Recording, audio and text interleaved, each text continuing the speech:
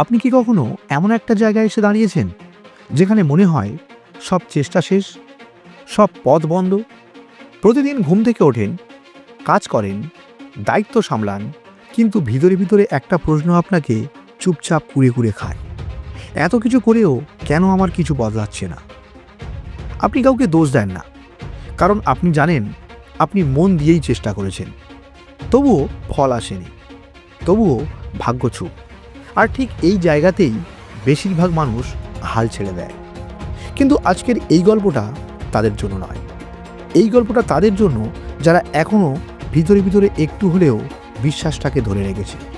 কারণ এই গল্পে আপনি শুনবেন এমন একটা সত্য যেটা না জানলে জীবন সত্যিই থেমে যায়, আর জানলে জীবন নতুন করে চলতে শুরু করে। তখন ভোর 5টা, শহর তখনও পুরো জেগে ওঠেনি। রাস্তায় দু একটা গাড়ি, চায়ের দোকানে প্রথম কেটলি বসেছে, আর সেই সময় একটা ছাদের কোণায় বসে আছে নিলয়।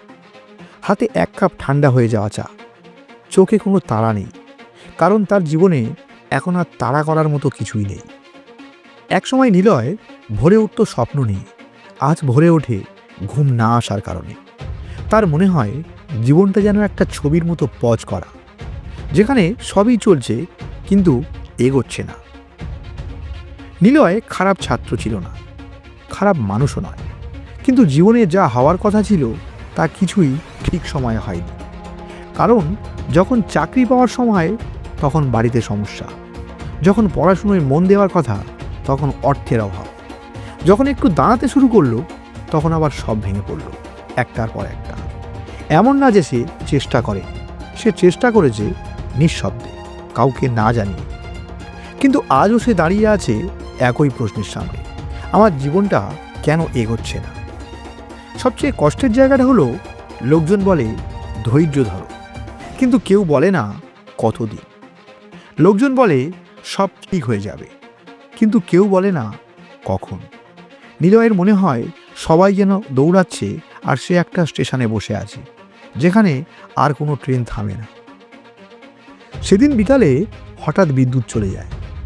ঘর তখন অন্ধকার, ফ্যান বন্ধ, মোবাইলের চার্জও শেষ। নিলয় জানালার পাশে এসে দাঁড়ায়। সে দেখে দূরে একটা নতুন বিল্ডিং তৈরি হচ্ছে, আর মজুররা কাজ করছে। একজন মজুর ঘামতে ঘামতে ইট তুলছে। নিলয় কেন জানি না ফিসফিস করে নিজের কাছেই বলে, এদের জীবন অন্তত এগোচ্ছে। ঠিক তখনই পাশের বাড়ির ছাদ থেকে একটা কণ্ঠ ভেসে আসে, ভাই একটু আলো দেবেন? নিলয় তাকায়, দেখে একজন বৃদ্ধ লোক, হাতে একটা মোমবাতি। বৃদ্ধ লোকটা নিলয়ের দিকে তাকিয়ে হেসে বলে, বিদ্যুৎ গেলে অন্ধকারটা বেশি বোঝা যায়, তাই না? নিলয় কিছুই বলে না। বৃদ্ধ আবার বলে, আসলে আলো না থাকলেই আমরা বুঝতে পারি আমরা কোথায় দাঁড়িয়ে আছি। এই কথাটাই নিলয়ের মনে গেঁথে যায়। বৃদ্ধ লোকটা কথা বলতে থাকে, বলে, তুমি জানো সবচেয়ে বেশি পরিবর্তন কখন হয়? নিলয় মাথা নাড়ে, যখন কিছুই বদলাচ্ছে না বলে তোমার মনে হয়। নিলয় অবাক হয়ে তাকিয়ে থাকে। বৃদ্ধ বলেন, জীবন থেমে আছে মনে হওয়া মানে জীবন তোমাকে পরীক্ষা নিচ্ছে। তুমি শুধু ফল চাও আর পরিবর্তনটাকেও নিতে পারো। নিলয় হঠাৎ বলে ওঠে, কিন্তু আমি তো ক্লান্ত হয়ে গেছি, আর কত অপেক্ষা? বৃদ্ধ মোমবাতির দিকে তাকিয়ে বলেন, এই মোমটা দেখছো, এটা আলো দেয়, কারণ এটা নিজে পড়ে। যদি এটা কথা বলতে পারত তবে সেও বলতো আমি আজ ক্লান্ত, কিন্তু তবুও সে জ্বলে। বৃদ্ধ বলেন, তুমি ভাবছো তোমার জীবন তোমার বিরুদ্ধে, কিন্তু হয়তো জীবন তোমাকে তৈরি করছে এমন একটা জায়গার জন্য যেটার জন্য তুমি এখনো প্রস্তুত নও। এই কথাটাই নিলয়ের বুকের ভিতর চাপা পড়ে থাকা কিছুকে নাড়িয়ে দিল। সেই রাতে নিলয় ঘুমাতে পারে না। বারবার একটা কথাই তার মাথায় আসে, আমি থেমে নেই, আমি তৈরি হচ্ছি। সে বুঝতে পারে জীবন থেমে থাকার সময় মানুষ সবচেয়ে বেশি নিজের সাথেই থাকে। আর যারা এই সময়টা নিজেকে ঘৃণা করে কাটায় তারা ভেঙে যায়, আর যারা এই সময়টা নিজেকে গড়ে কাটায় তারা বদলে যায়। পরদিন থেকে নিলয় নিজেকে বদলাতে শুরু করে। কোনো নাটকীয় পরিবর্তন হয়নি, শুধু একটা সিদ্ধান্ত, নিজেকে আর ছোট ছোট করবে না। সে তুলনা করা বন্ধ করে, নিজের ব্যর্থতাকে নিজের পরিচয় বানানো বন্ধ করে। সে বোঝে আমি পিছিয়ে পড়িনি, আমি আলাদা পথেই হাঁটছি। কয়েক মাস পর নিলয়ের জীবন হঠাৎ সফল হয়ে যায়, কিন্তু সে একটা জিনিস বদলেছে, তার চোখের দৃষ্টি। সে এখন জানে যে মানুষটা আজ ভেঙে পড়ছে সেই মানুষটাই কাল শক্ত হয়ে দাঁড়াবে। যদি আজ আপনার মনে হয় আপনার জীবন থেমে আছে, কিছুই ঠিক হচ্ছে না, আপনি একা, তাহলে এই কথাটা শুনে রাখুন, জীবন থেমে নেই। আপনি শুধু এমন একটা অধ্যায়ে আছেন যেটা বাইরের থেকে নীরব, কিন্তু অধ্যায়টাই ভিতরে ভিতরে সবচেয়ে বড় পরিবর্তনটাই লিখছে। সেটা তোমার জন্য। এই অধ্যায়টা সহ্য করতে পারলেই পরের অধ্যায়টা আপনাকে চমকে দেবে।